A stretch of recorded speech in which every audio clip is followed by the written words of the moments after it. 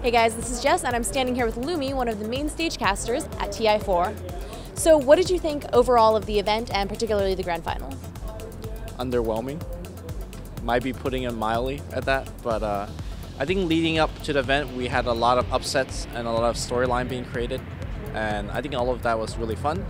But at the end of the day, when you have so many people watching the grand final, all you really hope for is a base race at Game 5, like TI3. That didn't happen. It was kind of a letdown in the sense that the games are very short. It wasn't very exciting. There was no back and forth. And as a caster, I felt sad because part of a job as a caster is to make sure that you make the game very entertaining, even if the game's not very good. And I'm not sure whether I was able to do a good job at that. What was the biggest surprise during the tournament?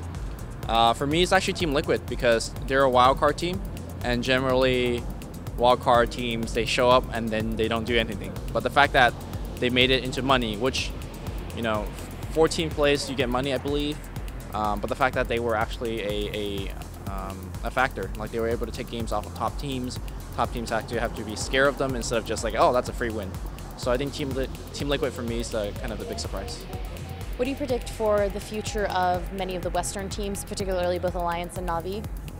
I think this particular TI showed that consistency is the key.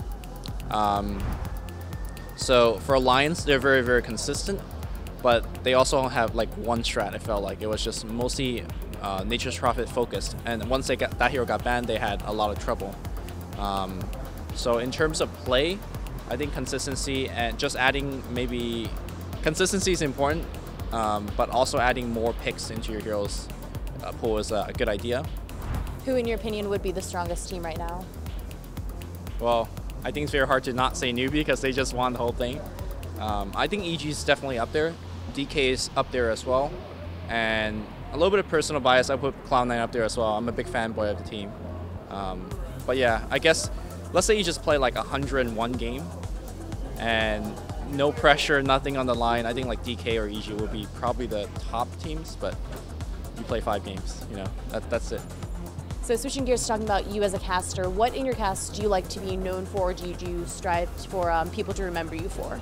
So people say I'm an analyst, but I think if you ask, for example, a lot of pro players or the people that follow the game a lot, they could name a lot of other casters that are better analyzing. So I don't really see myself as a true analyst, although that's what I do focus on when I'm casting with LD or Toby.